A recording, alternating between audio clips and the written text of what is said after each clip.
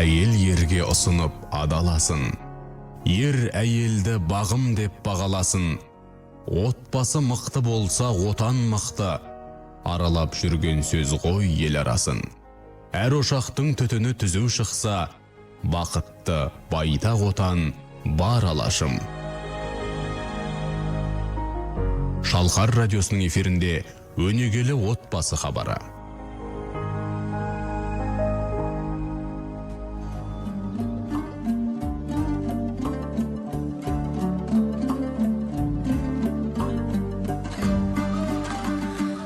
Радио тыңдаушыларына қайырлы күн дейміз. Ардақты ағайын, эфирде өнегелі отбасы бағдарламасын бастаймыз.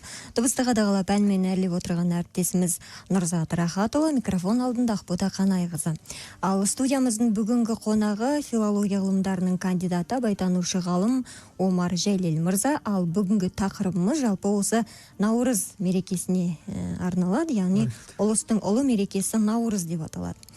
Біз бағдарламамызды әрі қарай жалғастырайық. Егер де осы Наурыз тақырыбына байланысты сұрақтарыңыз туындап жатса, біздің 75-72 байланыс нөміріне хабарлассаңыздар болады. Жалпы Наурыз парсы тілінен аударғанда жаңа күн деген мағына береді, аға.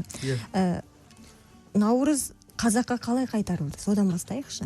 Қалай қайтарылды? Негізі, иә. Енді мен өзім қайын жұртым Ақтөбе облысы, Темір ауданы Кеңкияқ ауылы дейді. Құмсай деген бір ауыл бар. Сол мен жаңа өзімнің жарым айтады, осы Наурыз қайтарылды дегенде мен түсінбей қалдым дейді басында. Не өйткені өмір бойы көзімді ашқаннан бері жылда Наурызды ойлаймыз дейді. Сол қалай қайтарылды деп мен түсінбей жүрдім дейді. Сөйтсем ол мынау батыс өңірінде ешқашанда үзілмеген екен бұл Наурыз. Мынау наурыз көже наурыздама беру, наурыз көже пісіру 14-ші неден басталады екен, марттан. Содан ақсақалдар көшенің анау басынан келе жатады дейді ғой, жаңа топ боп дейді, сәнмен дейді, ұлттық киім киіп алып, ата әжелер жасам. Сондан батыс өңірі үшін бұл наурыз ешқашанда жоғалмаған, қайтарылмаған. Енді орталық пен енді оңтүстік үшін, солтүстік үшін әлбетте бұл наурыз қайтарылды. Бұл наурыздың енді қайтуына шамасы сол Өзбек Әлі Жәнібеков ағамыздың кезінде сол кісінің негізі ат салысып қайтарды деп ойлаймын өзіме. Сондан бұл енді тәуелсіздікпен бірге толық кірді. Бірақ тәуелсіздік алмай тұрып та біз Наурызды тойлай бастадық, Алла қаласа. Сондан міне осындай нәрселер Наурызбен бірге жалпы біздің ұлттық дүниетанымымызда қайтып келіп жатыр. Енді қазір бұрынғы дегенде біз абдырап қалдық, өйткені 70 жыл бойы Совет үкіметінің идеологиясымен қысылып келген халық қалай тойларын білмей ұмытып қалған ғой енді. 26 жыл тыйым салынған екен заңмен. Содан жаңағы халық Наурыз осы екен деп жаңа өзінің бүкіл ұмытылып қалған бүкіл дәстүрлерін көрсете бастады. Жаңа бесікке салу, жаңағы тұсау кесу, келін түсіру деген сияқты. Енді қазір ақырындап біз енді сапалық деңгейге өтуіміз керек. Жалпы Наурыз қалай тойлану керек? Соған біз ақырындап қазір көшетін уақыт келді ғой деп ойлаймын. Қазір міне соған келдік міне. Омар аға, жалпы не үшін ұлыстың ұлы күні деп атайды? Жалпы бізде Машһүр Жүсіп атамыздың негізгі бізге жеткен осы қазір біз қолданып жүрген жалғыз өзі дерек Машһүр Жүсіптің еңбегі. Машһүр Жүсіптің еңбегі жетіп отыр, Наурыз деп аталады. Сәрсенбі Дәуітұлы шығарыпты, Алматы жалын 1993. Осы еңбекке сүйенемін. Сонда Машһүр Жүсіп атамыз айтады, жалпы қазақ бұрын өз елін дейді, ұлыс деп атаған дейді. Мысалы, қазақ ұлысы деп аталған ғой. Ұлыс деген сөз қазіргі былай тілмен айтқан кезде мемлекет, империя деген мағыналарды береді екен. Сондан сол ұлыстың, яғни қазақ мемлекетінің ең ұлы күні деп осы күнді есептеген екен. Енді сонда қазақта жаңағыдай мысалы Наурыз деген ақсақалдар болған дейді. Соның мысалы атын атауға келіндер атын атамайды дейді. Жаңағы ұлыстың ұлы күні атам деп айтады екен бұрынғы кезде. Қазақ келіндер сөйтіп атаған дейді. Сондан ұлыс деген бұл өзіміздің мемлекетіміздің бір байырғы атауы. Наурыз қандай мейрам? Діни мейрам ба? Бұл жерде шамасы бұның дінге ешқандай қатысы жоқ болса керек. Жалпы мынау бірақ Машһүр Жүсіптің жаңа осы шығармасында былай деп айтады, бала кезімізде шалдар жарапазан айтады. Біз қазір енді балалар ғана жарапазан айтады ғой. Машһүрдің бала кезінде, ал Машһүр 1548 жылы дүниеге келген ғой. 1858 жылы дүниеге келген, кешіріңіздер. Сонда бала кез сол 19 ғасырдың аяғы ғой. Сонда шалда жарапазан айтатын, сонда Нұх пайғамбар кемеге мінген, ол кеменің түбін тышқан тескен деп жарапазан айтатын дейді. Сол мәшһүрден жеткен дерек бойынша сіздер білесіздер, жаңа топан су қаптап жер бетін, Нұх пайғамбар 80 серік алып, және жұп-жұбымен жануарларды алып, бір кемемен аман қалған білесіздер. Қазығұрттың басында қалған дейді, бізде аңыз бар. Нұх пайғамбардың кемесі қалған, кейбіреулер Арарат тауында қалған дейді, әртүрлі нұсқалар бар. Міне сол кезде жағаға шыққан кезде дейді, енді ол 80 ғана адам ғой, енді 80 адам. Біреуінің дейді бай өлген, біреуінің қатын өлген, біреуінің баласы өлген дейді, жұрт дейді қамырықты, көңіл күйлері жоқ дейді, қайғырып дейді, сыртқа шыққаннан кейін судан шыққан тауық сияқты сүмірейіп шықты дейді. Сонда біреу дейді арақ деген нәрсені ойлап тапты дейді. Сонда жұрттың бәрі арақ ішіп дейді, қайғысын бәрін ұмытып, шат-шадыман болып, ішкен маз жеген тоқ бір думан болды дейді. Міне сол күнді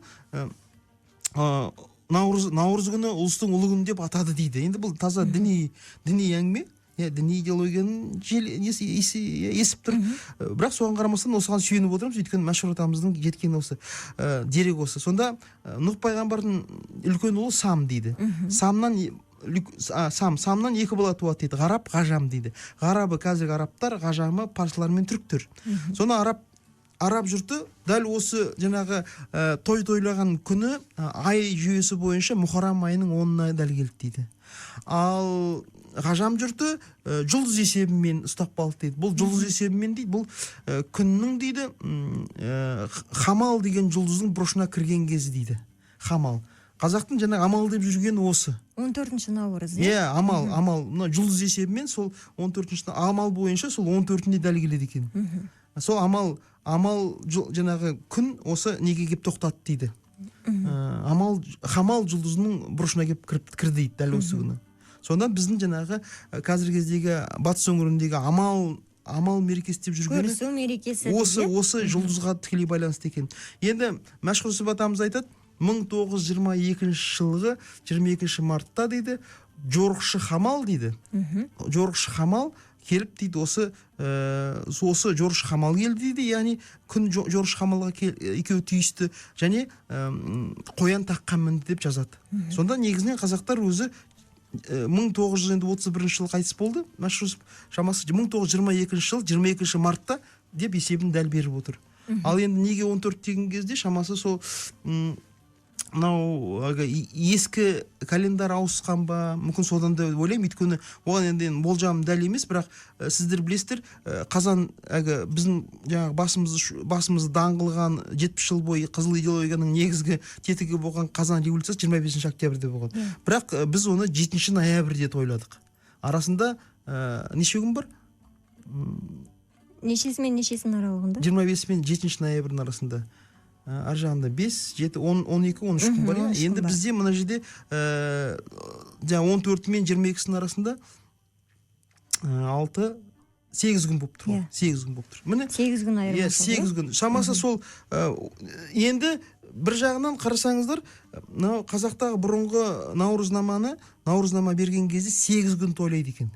8 күн ұдайынан. 8 күн, 14-нен бастап 22-сіне дейін. Бұны Бұхар есебі деп атайды екен. Мәшһүр Жүсіп атамыз айтады, мен дейді, Қоқанта Ғабдолла ханның наурызнамасына қатыстым дейді. Сонда 8 күн ұдайымен тойлады дейді. Сонда тойлаған сондай жыққан балуанға бір ат 3 шапаннан қатарынан берді дейді. Енді аста төк болды дейді. Бірақ содан дейді, дәл 22-сіне келген кезде дейді, бұны бір керсенге үлкен су құйып балық жібереді дейді. Соның балықтар дәл осы 21 күні сағат түнгі 3-те кіреді екен негізінен. Сол кезде соны балық жанды да балық сезеді, жансыз да Самарқанның көктас сезеді дейді. Сонда балықтар сол 21-нің түнгі 3-те қарап отырады екен, өңіріп. Шалқасына түседі екен, қарында жарқырап. Дәл сол жұрттың бәрі шулайды екен, кірді. Ұлыстың ұлы күні кірді деп. Осы негіз белгі екен. Содан жаңағы кейіннен қайтадан аунап кетеді дейді. Өзінің жаңағы жағына қарай. Міне осы содан дейді, енді мен өз көзіммен көрдім дейді. Бізде дейді жеңгелерім жент жасайтын дейді ауылда. Ол қайыршақтай дейді, қатты болатын дейді. Қайыршақ деген қайрақты айтады ғой. Тасты қайыршақ дейді, қатты болатын дейді. Сондан біздегі жеңгелеріміз дейді, әдептілігін қараңыздар, Тасбай, Тастыбай деген аталар болса, Қайыршақбай деп айтады екен жаңағы ат қою дәстүрі бойынша. Сонда мен жеңгелерімнен сұрадым дейді. Бұл жент қашан жібиді? Сонда жеңгелерім айтатын дейді. 22-ші наурызда Самарқанның көктасы жібігенде бұл жентті жібейді деп айтатын дейді. Шынында да дейді, сол 22-ші наурызда сол жент босап балқып жібіп, соны мен жеген адаммын деп мәшһүр өзі айтып отыр. Енді сонда біздің қазақ қазір енді білмеймін, сол жентті қатыра ма, қатырмай ма, бірақ сол 22-ші наурызда сол женттің өзі жібейді екен. Сонда сіз ойлаңыз, сонда күн мен түннің теңелуі ғой. Сонда Қаратас та өзі жібіп жатыр. Қаратастың өзіне мейірім кірген бұл мерекенің ұлықтығына осыдан байқай беріңіз.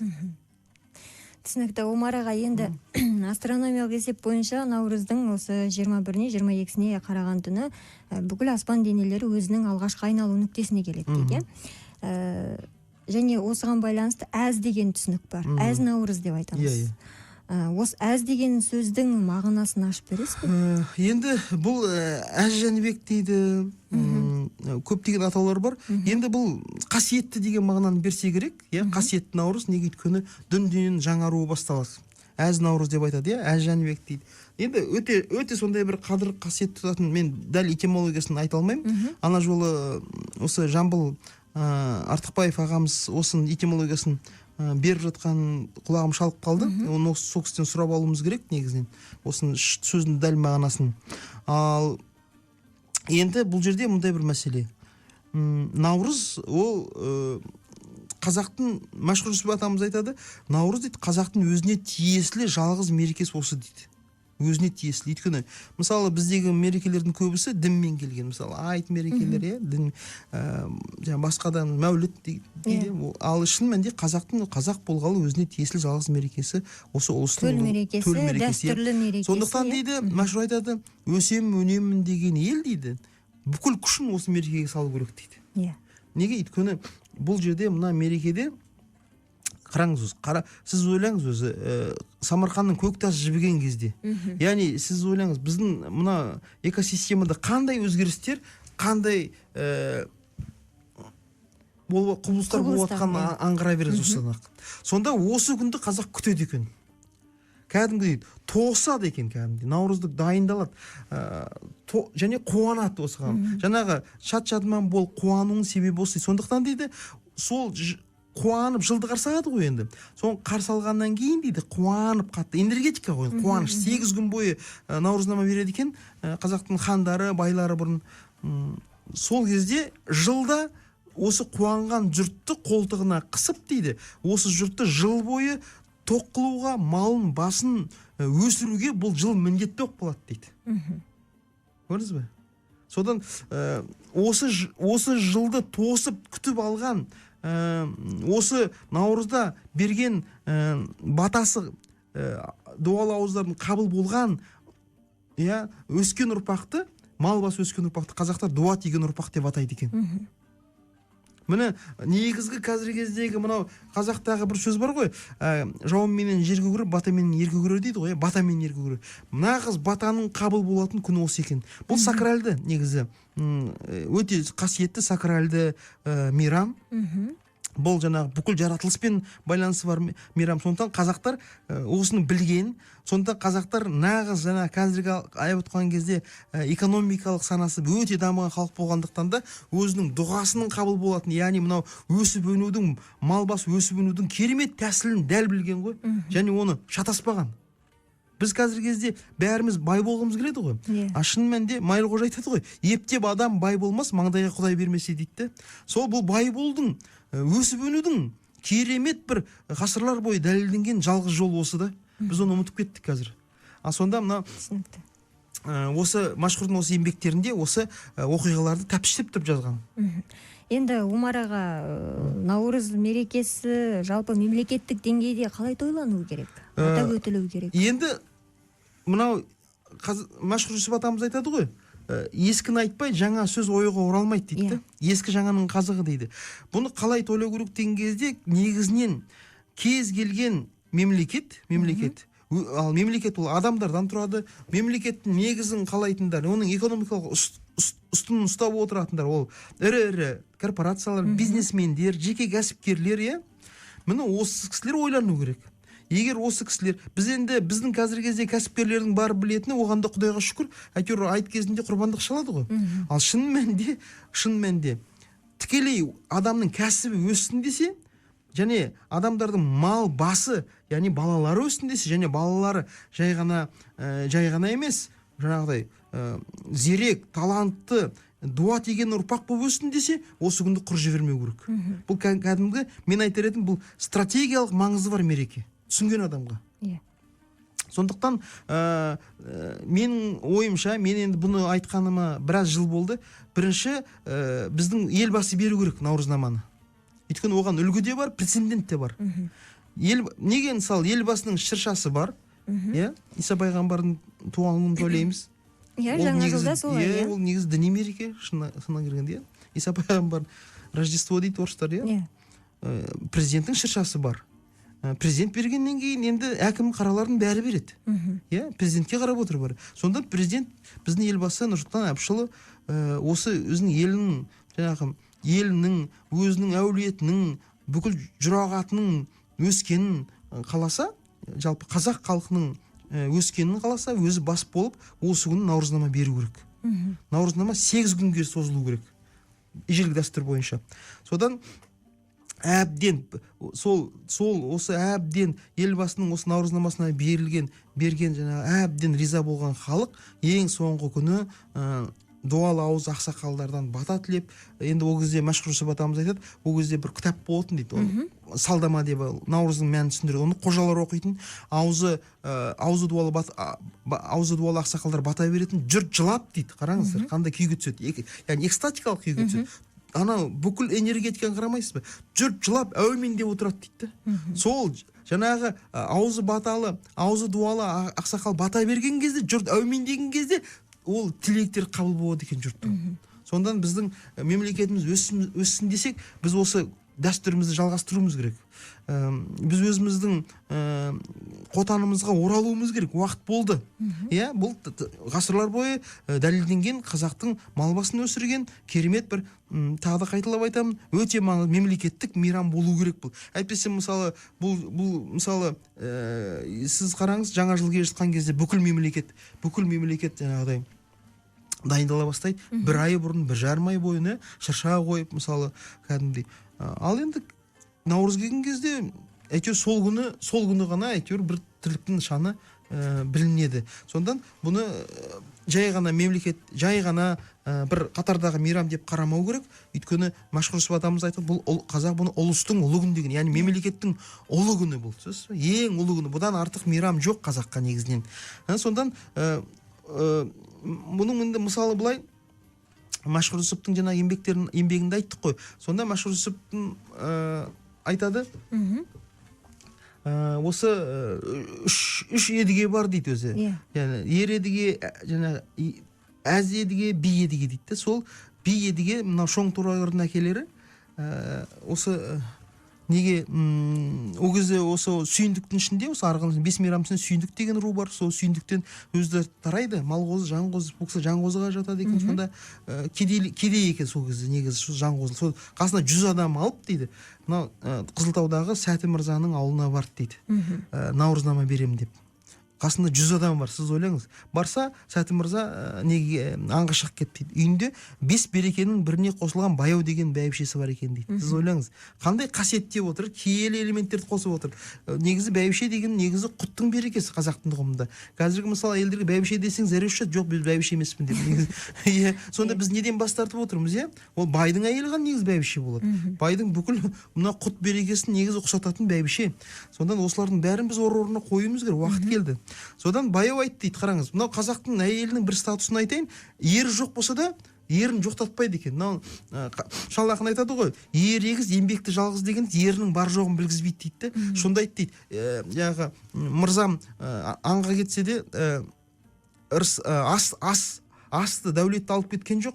Біреулер наурызнама бергізем деп келсе, мені жоқтатпа деп тапсырып жіберген деп 8 күн дейді, 100 адамға наурызнама берді дейді. Bir күннен артылтып. Одан дейді 8-ші күні кім келді дейді, Сәті Мырза келді аңнан дейді. Ол сөйтсе алған түлкілердің ішінде бір қара түлкі бар екен. Соған бір қуанып, наурызнама жаңағыдай бергізем деп Едіге бидің 100 адаммен келіп жатқан тағы бір қуанып, мен ұрғашының берген наурызнамасына араласпаймын, мен жеке берем деп тағы 8 күн берді дейді наурызнаманы. Bir күн артылтып. Және ең бір кереметі қараңыз, сонда Едіге биге түйе бастатқан 9 берді дейді сыйлыққа. Сіз ойлаңыз, түйе бастатқан 9. Қалғандарының бәрі бір аттан, 100 адамның. Тіпті атшыларына дейін бір шапаннан беріп дейді, риза болып дейді, аттандырды дейді. Әрине Едіге би аузы дуалы батасын берді ғой. Сол күні дейді, қуанып тосып алған батадан дейді, кейіннен дейді, Шорман туды дейді, жаңағы Сәті Мырзаның ұрпағы, одан Мұса туды дейді. Яғни бақ пен билік қатар қонды дейді, мен дәлелденіп отыр. Сонда қазақ айтады дейді, жаңағы осы мал мен басы бірдей өскен адамды дуа тиген ұрпақ деп айтады. Содан хош Едіге би 100 серігімен шығып, көңілдері масайрап, жаңағы шыққан кезде бір Қараөзек деген жерге келіп аялдады дейді. Сол кезде Едіге би айтты дейді қасындағы серіктеріне, мен артықпын ба, Сәті Мырза артық па деп. Сонда аузына дейді жаңағыдай май жұқпайтын қулар бар ғой, солар айтты дейді, енді ішіне кеп деген жаңағы сырты түкші бұл хайуанды асыраған байдан, әрине яғни би деген бір бұлақ ағып атқан сіз артықсыз деген ғой.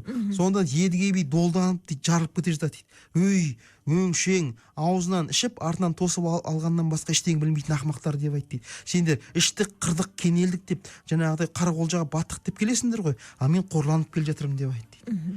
Мен 100 адамды бір күн күте алар ма екенмін? Мен бір күн тамақ бермесем, қасымда біреуің жүрерсің деме. Ол 100 адамды ұдайымен 8 күн күтті ғой, бәйбішесі 8 күн күтті ғой. Бұл жаңағы Жанғозының жалпақ кедейін бір есінен тандыралықтай қылайын деп істеді бұны. Деп, алғаны қолдарын жайындар, қазір мен батамды берем, сол кезде әумен деп отырындар деп, қолға көкке жайып дейді, бүкіл жаңа Қараөзекте отырып, қолдарын 100 адам қолын көкке жайып, көзінен жас сорғалап отырып, сақалынан алыптарым жас ағып отырып, я Құдай, мені бай қылмасаң да, менің балам Шоңның кезінде менің ұрпағымды бай қылды, бата қылды дейді. Шынында да кейіннен дейді, Шоңнан тараған бүкіл ұрпақ дейді, бай болды дейді. Міне сонда қарасаңыздар, Едігенің тұсында Жанғозының жалпақ кедей атанған екен дейді. Басы Шоңның өзі бай, Фазыл да бай, Бәрмен де бай, Ақын да бай, Батыр да бай, Ақпан да бай, Ботбай да бай, Лаба да бай, Саба да бай, Шақат да бай, Ақат да бай, бай емесі жоқ. Шоңның тұсында Жанғозының бір жайлауына дейді, 100 келін түсіпті дейді. Міне жаңағы Наурыз кезіндегі Едіге бидің жасаған батасының нәтижесі. Біз осыны ұмытып кеттік қазір. Өйткені қазіргі кезде көп адамдар біз бай боламыз дейді, бірақ бай болудың жолын білмейді. Шын мәнде бүкіл негіз бар екен бізде. Сондан осы күні біз осыны дәстүрді Наурыз, мысалы сонда біздің бір ақсақалдар, мысалы біздің енді елдің ақсақалдары жиылып, мысалы президентке бару керек. Я елбасы, біз міне қазақтың сара жолымен сізге келдік, наурызнама бергізейік деп келдік деу керек. Немесе қандайды бір бай болса, корпорацияның бастығы болса, сол жердегі ақсақалдар жиылып бару керек. Сізге бір мына келдік, бір 100 адаммен, 200 адаммен, немесе жаңа коллективінде өзінің ұжымындағы бір ақсақалдар бару керек. Сізге наурызнама бергізуге келдік деп. Содан кейін әлбетте ол да соншама ақымақ болмаса, ол да қазақтың жолынан жығылмайды, аттап кетпейді деп мен ойлаймын. Сөйтіп ол өзіне пайдалы. Неге? Өйткені оның мал басы өседі. Оның жаңағы бизнес жүреді.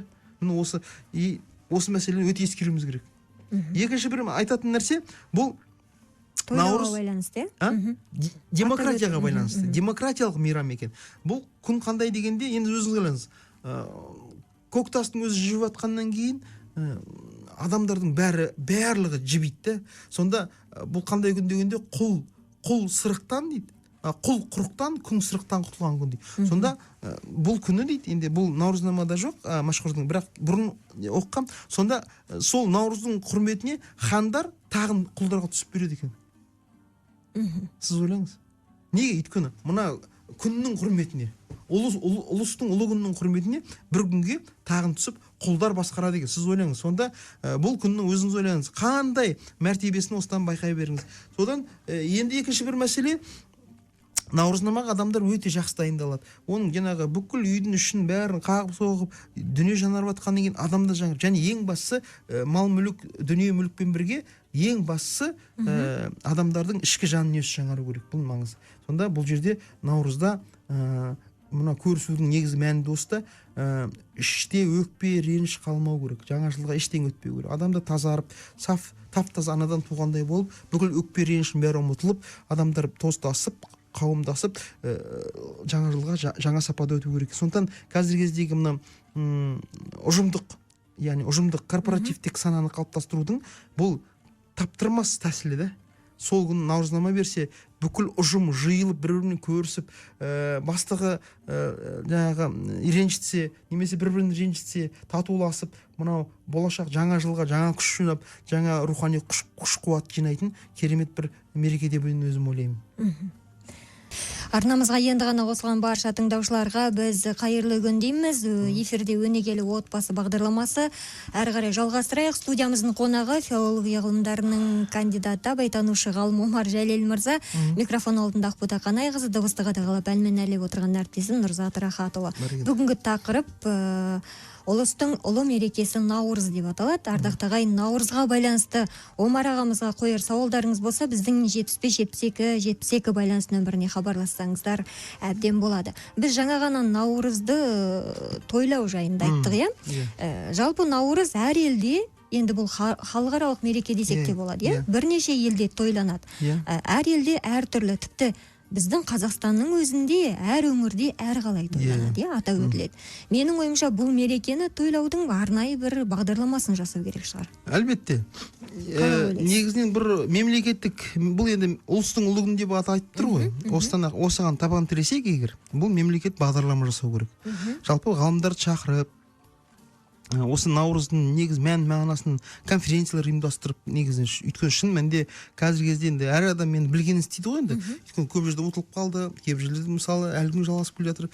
Бұл мемлекеттің кәдімгідей бағдарлама жасалып, содан кейін елбасы өзі бас болып Наурызнама беріп, әр жерде мысалы 14-нен бастап 8 күн ғой енді мысалы. Сонда мысалы қараңыз, 8 күннің ішінде қаншама адамдар достасып, қаншама адамдар бауырласып, қаншама адамдар Алла қаласа сол келесі жылы тілектер, ниеттері қабыл болып, Алла Тағала ниеттерін қабыл, қанша адамдар байлыққа және басы өсіп дәулетке кенеледі.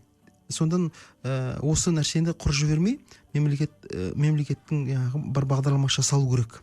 Өйткені жоба негізінен бар, қазақ халқы оны тойлаған, оның қалыптасқан жүйесі бар. Жаңағы мәшһүр сөз отқан Бұхар есебі дейді, сонымен тойлаған. Міне осындай, бұл енді аса күрделі емес, сосын бұл халықтық мейрам болғаннан кейін бұл күні ешқандай да не болмау керек. Жаңағы билік пен халықтың арасында аямашылық болмау керек. Патшаның, ханның өзі тағынан түсіп құл отырғызғаннан кейін бұл жерде, бұл тойда жаңа жайылған дастарханда хан да бір болу керек, қарапайым адам да бір болу керек. Яғни сонда ғана бұл халық қуанады. Егер бір адам ренжіп кетсе, мысалы бір адам ренжіп кетсе, онда келесі жылы бұл елге байлық, бақыт келмейді. Бір адамды ренжітуге болмайды. Неге? Өйткені бір адамның жаман энергетикасы жаңағы 1000 адамның қылған дұғасын қабыл болмауына себепкер болуы мүмкін. Сонда бұл жерде демократиялық сипат алу керек, халықты сипат алу керек. Бұл бірақ әрбір отбасы бір мемлекет дейміз ғой. Ол өзі дайындалу керек. Әрбір қазақтың машһүрда ең кедейінің өзінде бір қой сояды екен. Және басын сақтап қояды екен. Сөйтіп, ең кедей қазақтың өзі Наурыз көже жасап жұртқа татырады дейді. Және бұл жерде Наурыз көженің бұл айтта мысалы 40 кісіні аралап шығу керек дейді ғой. Шын мәнінде бұл осы Наурыз күні ақсақалдар топ-тобымен әр үйге кіріп Наурыз татады екен. Батасын беріп кетеді екен. Бұны осыны қолға алу керек. Бұны бағдарлама жасаудың қажеті жоқ. Бұны салт дәстүрге енгізу керек. Аға, енді отбасы деп айтып қалдыңыз. Тәрбие деген айтумен емес, көп жағдайда көрсетумен даритын дүние. Әсіресе отбасындағы баланың 5 жасқа дейінгі алған тәрбиесі адам өмірінің жалпы 90% құрайды екен, иә? Өмір бойына алған тәрбиесінің. Жалпы осы мереке отбасында, әрбір отбасында қалай атап өтілу керек? Енді өзіңіз жаңа айттыңыз. Мен өзім пікірімше, Наурыз көже міндетті түрде дайындалу керек. Яғыдай, Наурыздың негізіне мына бидай бар ғой. Сол бидайды кәдімгідей түйіп жасаған дұрыс та. Қазір енді адамдар әртүрлі жасай салады енді. Біреулер күріштен, біреулер жаңағыдай гречкадан, біреулер жаңағыдай неден әртүрлі дақылдардан жасай береді ғой. Негізінен Наурыз көже неден жасау керек? Ең сапасы бидайды кәдімгідей келіге түйіп, мен өзім мысалы осы машһүр айтады ғой, өзім жент татқан адам, сол сияқты мен өзім осы процестің бәрін атқарған адаммын. Жаңағы келі түйіп, бидайды келіге салып түйесіз, одан кейін оны ақтайсыз, ұшырасыз, одан кейін оны қаншама процесстер бар, одан кейін оны қайнатып бұқтырып қойып, содан соңынан қалған бүкіл сүрді қазанға салып, соның сорпасына жаңағын пісіресіз. Және ол өте дәмді болады. Және оны тоймайсыз ішкен кезде. Оны енді кейбіреулер 7 элемент қосу керек дейді, оны әртүрлі айтады. Бірақ ең бастысы сол негізгі элементі бидай. Бидай болу керек, бидай, негізі бидай болу керек. Бидай енді менен көргенім солай. Мысалы, мынау жаңағы Ақтөбе өңірінде, менің қайын жұртымда сол бидайды кәдімгідей анау үлкен неге кәдімгідей оған қару керек кәдімгідей. Ана келге түйесіз, оған кәдімгідей күш қайрат керек. Оны несі көп оның? Қалай айтсам екен, оның жұмсалатын оған күш керек, оған дайындалу керек. Егер адамда ниет болмаса оған, жаңағыдай Наурыздың ұлықтығына деген бір ниет болмаса, түсінбесе, адамның оны бір әуре деп қабылдауы мүмкін де, сондан ол осы мәселелерді кіргізу керек. Мысалы, бізде қазіргі келсап деген ұғымдарда жойылып кетіп жатыр. Шын мәнінде әрбір үйде келсап, бір-бірінен сұрап, мысалы, содан жаңағыдай тас диірмендер, олар сондай бір нәрселер. Осы элементтердің бәрін сақтап, сосын ең бастысы бұл жерде жаңа машһүр айтқандай, әрбір үйде жент жасау керек, Наурызға арнап. Оны қатырып қою керек. Сосын сол 22 Наурыз күні, 21 күн түнгі 3-те кіреді дейді. Сол кезде осы жентті босап балқыған кезде соны бала-шағамен бірге жеу керек. Сосын ең бастысы наурызнама беруге шамасы келмесе де, жаңағы қаншама адамдар үйіңізге келіп дәм татып, сол үйге батасын беріп кетсе, сол үйдің ырысы келесі жылы өспесіне ешқандай әдісі болмайды екен. Сонда отбасы деген осыны көріп өскен әрине балалар кейіннен бұны қайталайды әлбетте. Ұядан не көрсең шұқаны соны ілесін дейді. Сонда біз енді жаңа жылға есіміз шығып дайындаламыз ғой бір мысалы. Жаңағыдай азық-түлік алып, шырша алып, мысалы гирлянда алып, балалар қуанып, кейбіреулер хат жазып жатады жаңағыдай Аяз атаға. От шашу жасап, бір әбігерге түсеміз. Бірақ Наурызға келген кезде селқоспыз, неге өйткені мемлекеттік идеология дұрыс болмай тұр да Наурызға деген. Сен де өздерің тойлаңдар, енді білгенінше деп мемлекет араласпай отыр да. Түсінікті. Омар аға, бізге хабарласқан тыңдаушы бар екен, әуе толқында қосайық. Сәлеметсіз бе, тыңдап отырмыз. Төлеу апай. Ассалаумағалейкум, Төлеу апай. Мынау мерекелер, Наурыз мейрамдарыңыз құтты болсын. Мынау Омар Жәлелінім көкірегіңіз сайрап тұрған қазына, көкірегіңіз толып тұрған қазына, сіздің хабарыңызды аңғай тыңдаймын. Қандай тамаша, өткенде сырласудан да көрдім телевизордан. Рахмет алла. Түріңізді көре алмай жүрем, түріңізді де көрдім. Сізге шығармашылық табыс тілеймін. Бақбота қызым, сізге де шығармашылық табыс тілеймін. Наурыз мерекесі құт береке ырыс кетсін. Енді бұл Наурызды біз жастайымыздан бәрімізді көріп өстік қой, ерте кезде. Қазір жасым 66-ға келді. Енді мен жаңа сіз әз деген сөзге толық тоқталмай кеттіңіз, соны айтып жүруіме бола ма? Болады, айтыңыз. Әз деген сөз, бір рет маған бір кісі сұрақ қойды. Әз Наурыз дейді, әз деген сөз не деп? Оны мен жауабын таба алмадым. Содан кейін мен осы сөздің мағынасын іздеуге кірістім. Содан этнограф ғалым Сейіткен Жақметтің жұмыстарын жазғандарын ақтарып отырып, әз деген сөзге анықтама таптым. Онда әз деген сөз Наурыздың алғашқы 3 күнінде жер көкті жарып ерекше бір гуыл дыбыс өтеді екен. Оны жануарлар ішінде жұмақтан шыққан қой ғана, сосын қой арқылы қойшы сезеді екен. Сол күні барлық табиғат, жаратылыс, тіршілік, өсімдік адам бойында ерекше бір сезім, қуат, қасиет бітеді екен.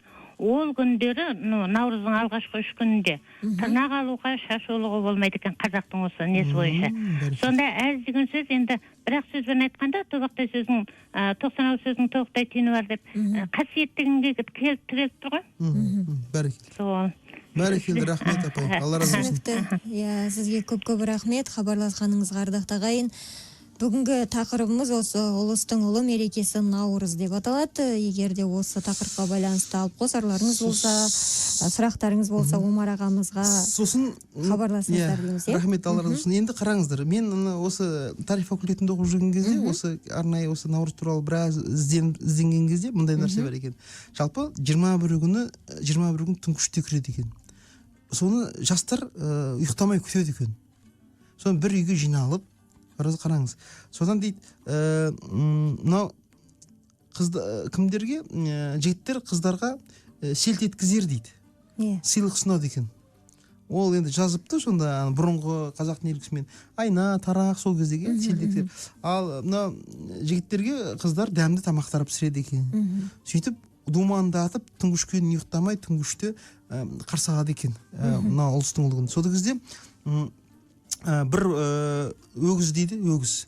Сол өгіздің үстіне дейді қуыршақ байлайды екен. Қыз ойлаңыз.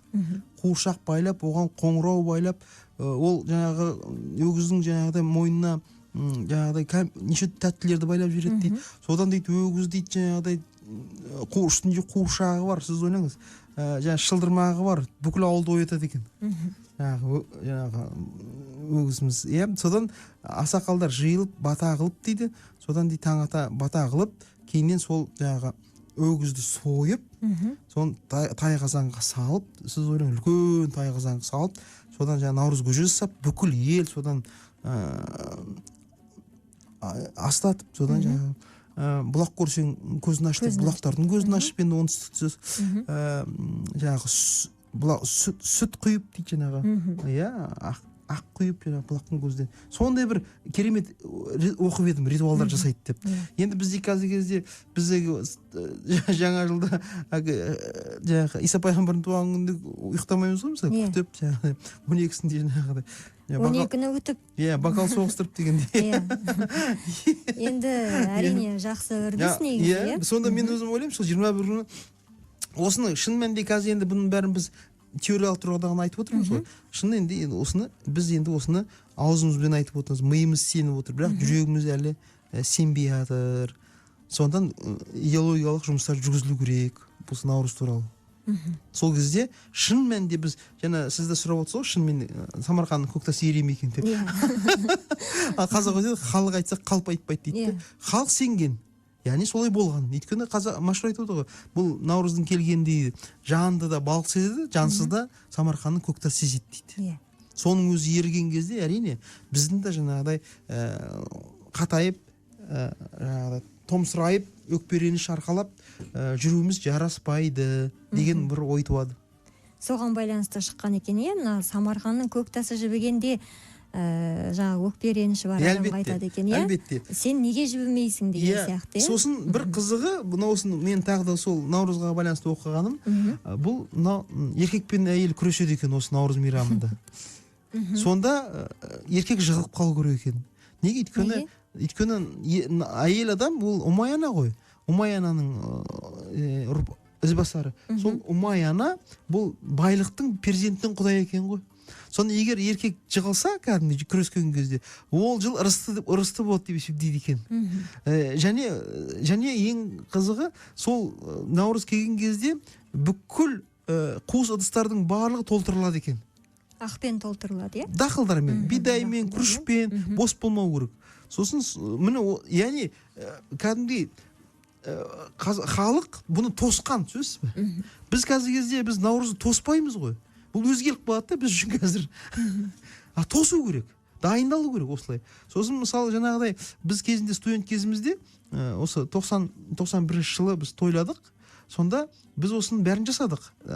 Келі алдырдық музейден, Қаңсықпаған Қарағанды Мемлекеттік университетінде музейден ол әзерберді сұрап өзі. Ол Қаңсықпаған екен, оған ішінде бидай түйіп түні ұйықтамай. Одан кейін бүкіл дастархан жайып, мұғалімдеріміз шақырып, сонда қыз бен жігітті күрестіріп, жігіт жығылып жаңағыдай. Соның бәрін негізі бұл декорация ғой, бұл сахна, бұл қызық болу керек. Одан кейін наурызда жаңағыдай балуан күресі, жаңағы Ғабдолла ханның ұлттық ойындар жасаса, яғни бұл елдің рухын көтеретін сондай бір керемет мейрам. Бірақ ең негізгі басы бұл жыл келді дейді. Жыл келді, яғни құт келеді, яғни оған күту керек, тосу керек. Неге? Өйткені Алла тағала өзі айтады ғой, сендер сұраңдар, мен беремін дейді. Қазақта бір сөз бар, Алла тағала бермейтін сараң емес, сұрау жетпейді. Ауатын жүк болмайды, бұрауы жетпейді дейді. Сонда сұрау керек. Біз сұрамаймыз ғой. Біз ойлаймыз, жарайды, келіп қалды. Неге? Өйткені білмейміз. Бұның жаңағы наурыздың сакральды элементтерін біз білмейміз. Аға, жарапазан жаңа айтып қалдыңыз ғой, бұрын ақсақалдар айтқан деп. Осы жарапазан қалай айтылған және оны қайтаруға бола ма? Бүгінгі таңда айтылмайды да меніңше. Ауыл аймақтарда болмаса, қалалық жерлерде ондай жоқ. Жарапазанды біз неге ғана айтамыз ғой? Айт кезінде. Айт кезінде айтамыз. Ал бұнда машһүр атамыз айтады, естіген құлақтың жазығы жоқ, құрттай бала күнімізде жарапазан айтатұғын шалдар айтып жүруші еді дейді. Нұх пайғамбар дарақтан кеме пішкен, ол кеменің тақтайын тышқан тескен деп дейді. Көрдіңіз, сонда негізінен сол жарапазанды осы наурыздың жарапазанды наурыз кезінде де айтылған көрдіңіз бе міне. Оның пайдасы не? Неліктен айтылған? Бұл жерде жарапазанның бір кереметі, бұл жерде мындай, бұл жарапазан бұл да бір тілек қой, дұға ғой, түсінесіз бе? Біріншіден жаңағы жарапазанда сол үйге келіп жас балалардың санасына сол жарапазан арқылы бүкіл наурыздың, бүкіл жаңағы айттың, мерекенің бүкіл идеологиясы сіңеді, сөзсіз бе? Бір, екіншіден жаңағы жас балалар үлкендерге келіп тілек тілеу арқылы, өйткені қазақта бір сөз бар екен, адамның жақсысын итпен бала біледі дейді. Сол баланың, періштенің тілегі қабыл болып, сол үйдің малбас өсіп, үлкен дәрежеге жетеді. Ал керісінше жаңағы балаларға да берген қолын малағандай, сол шығыс кірмейді дейді. Сол өзінің берген тиын тебенін немесе кәмбейтін жаңағы құртын беріп, бұл бір думан элементтер. Мынау христиан әлемінде де бар ғой, сочельник деп атайды ғой. Сондай елді қаралап, жаңағы Гогольдің шығармаларынан жазылады, жаңағыдай есігін қағып, сол күні өлең айтады деген. Бұл сонда өзіміздің бұрынғы көне дәстүріміз. Жаңа жарапазан айтып, жаңағы әр үйге келіп, жаңағы жарапазан айтып, жаңағыдай бәйбішесі осы үйдің ұл тапсын, қотаны қойға толсын. Негізінен мен өзім ойлаймын, осы наурызында біз сол жарапазанын жаңағыдай қалпына келтірсек па деп ойлаймын. Өйткені мәшһүр айтып отыр, мұнда осыны шалдар айтатын дейді жарапазанды. Бізде қазіргі кезде шалдар айтпақ түгілі жарапазан айтқан балалардың өзін жақтырмаймыз мысалы. Негізі бізде бала кезімізде осы наурызда, енді біз оңтүстік өңірінің тумасы болғандықтан көктем ерте келеді бізге, сондықтан жаңағы жер жібіген кезде ағаш отырғызатын. Осының мәнін түсіндіріп кетіңізші. Дәл наурызда. Енді сіз өзіңіз ойлаңыз. Біздің негізінен қазақ айтады ғой, бұлақ көрсең көзін аш дейді. Міндетті түрде наурызда бұлақтың көзін ашу керек екен. Екіншіден дейді, бұл дарақ егу керек. Міндетті түрде неге? Өйткені ол өмірдің символы. Ағаш өмірдің символы негізінен. Мысалы, қазақта бүкіл ырым, бүкіл тілек осы көк есіммен байланысты. Мысалы, қазақ айтады жаңағыдай, кіммен ағарсаң сонымен көгер, мысалы, ырысың көгерсің дейді, мал басың өссін дейді. Сондан осы ағаш еккен кезде, шамасы мен өзім ойлаймын, сол бұл өмірге деген бір ілтипат, жалпы өсіп өнуге деген жаңағы адам айтады ғой, не дейді, 100 жылдығын ойлаған адам бала тәрбиелейді, 10 жылдығын ойлаған адам ағаш егеді деген сияқты. Бұл сондықтан мен өзім ойлаймын, сол жалпы табиғатқа деген бұл құрмет. Неге? Өйткені ағаш егу деген не? Яғни өмірдің қуанышын мен бөлісіп жатырмын, осы өмірдің өсіп өнуіне үлесімді қосып жатырмын деген бір символикалық акт қой. Сонда біздің өзіңіз ойласаңыз, мына осыны қайталанады негізі. Біздің мысалы мына Астанадағы паркте әрбір мемлекеттің президенттердің еккен ағаштары бар, шыршалары бар. Жақсы ғой. Неге? Өйткені бұл тілекті осы шыршадай жайнап еліміз өссін деген. Және оның екінші бір мәселесі бар. Сіз өзіңіз ойлаңыз, ағаш егу деген оның ар жағында ол жеміс береді ғой. Ол деген ырзық, несібе. Яғни дәл сол күні еккен ағаштың, яғни Самарқанның көктасы еріп атқан ағаштың да әрине кейіннен мамағашқа айналуы әлде мүмкін. Түсінікті. Омар аға, енді жаңа батаның қаншалық деңгейде маңызды екендігін және осы күні тілек тілегеннің барлығы қабыл болады дейсіз. Енді жалпы халыққа, елге деген өзіңіздің бір ауыз тілегіңізді айтсаңыз. Мен енді осы өзімнің қазақ халқыма, қандастарыма, отандастарыма осы ұлыстың ұлы күні қазақы жүйемен ұлыс оң болсын, ақ мол болсын деп тілеймін. Әрбір үйде шаңырағынан жаңағы күннің сәулесі түсіп, қазан оттан түспесін. Әр үйде сәбидің дауысы естіліп, әрбір үйде келіндердің балағынан бала саулап, сол келіндер дүниеге келген кезде ақсақалдардың батасымен пірлердің бітсе демінен дейді ғой. Сол бабаларымыз араласып дуа тиген ұрпақ болсын. Әрбір өсемін өнемін деген әрбір қазақтың баласы, әрбір қазақтың анасы сол осы күні аузы дуалы ақсақалдардан баталуға тырыссын. 40-тың бірі Қыдыр, 1000-ның бірі Уәли дейді. Қыдыр қыдырып жүреді, артынан дейтін несібе шұбырып жүреді дейді. Міне осы күні есіктері ашық, дастархандары мол болсын. Біздің еліміздің келер жылы мал мен басы бірдей өсіп, ата-бабаларымыз армандап кеткен осы біздің тәуелсіздігіміз баянды болсын. Ал тәуелсіздік осы өзіміздің ата-бабаларымыздың салып кеткен сара жолына адалдықтан басталады. Сол ата-бабаларымыздан қалған, бізге мұра болып қалған жалғыз мейрам ұлыстың ұлы күні. Бұл мемлекеттік маңызы бар стратегиялық мейрам деп біз мұны қабылдап, қаулы қабылдауымыз керек. Әрбір қазақ осы күні үлкендерден бата алып, өсіп өнуге ұмтылып, оңтүстік өңірлерде ағаш егіп, бұлақтың көзін ашып, жалпы тіршілікке осы келген жаңа жылға қуану керек. Сол қуанған кезде ол қуанышты тудырады.